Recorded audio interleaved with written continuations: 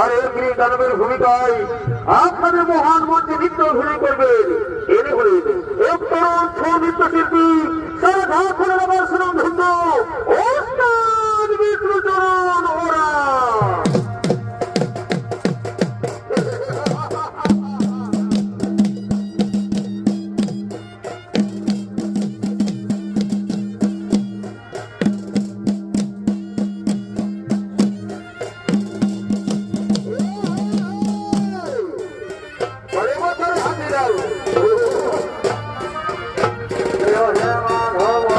জয়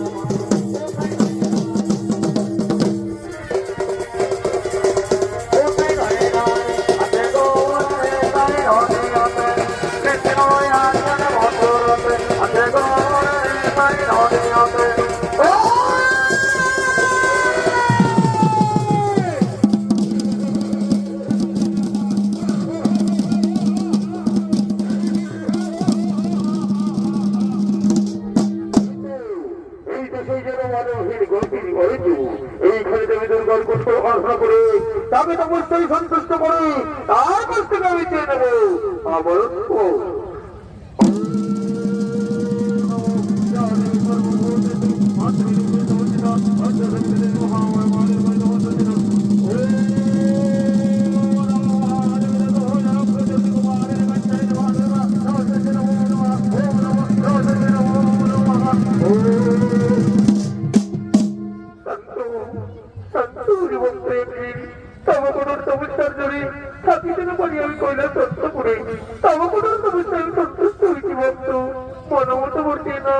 তুমি যেমন চাইবে ভক্ত সবকিছু আমি তোমার সেইভাবেই করিব সমর্পণ। এসেছো এসেছো মাতা, এই শরীরে আপনি সারা দিয়া কৃপা করি আসছে আপনার শরীরে জানাই শতকোটি প্রণাম মাতা, আপনার শরীরে জানাই শতকোটি প্রণাম। কঠোর তপস্যায় সন্তুষ্ট হয়ে দেবো, তাহলে আমি এই বড় করহমদান সর্বমর্ত মাতাল ত্রিভুবন মাঝারি তামাত্রি পাই যেন হয়ে থাকে আমি চির অমর পরিবর্তন স্বর্গমর্ত মাতাল ত্রিভুবন মাঝারি কেউ অমর নয় ভক্ত, জন্মিলে মরিতে হই অমরকে হতে চিরই, এই হই জীবের ধর্ম চিরন্তন শাশ্বতবাদী। অমরত্ব মোর ছাড়া তুমি অন্য মোর চেয়ে নাও ভক্ত, আমি তোমার সঙ্গে সঙ্গে করিব সমর্পণ।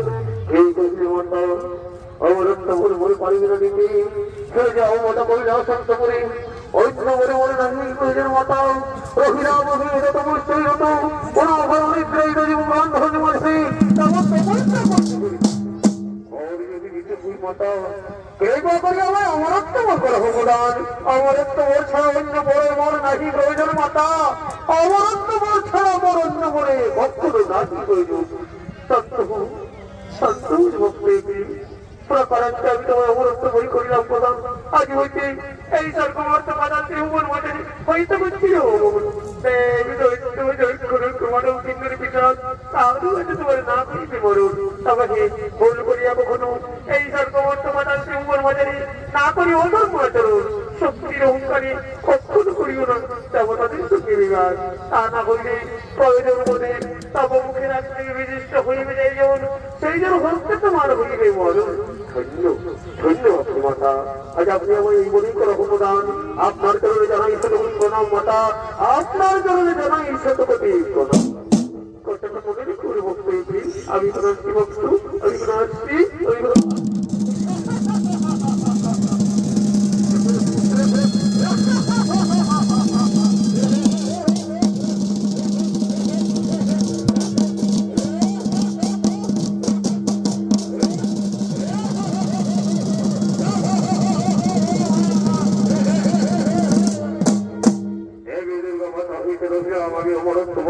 আর আমার চিন্তার নাহি কোনো কারণ কোথায় আমার মন্ত্রী সভাপতি তোমরা সকলে ছুটে এসো, আর বিলম্বের নাহি প্রয়োজন।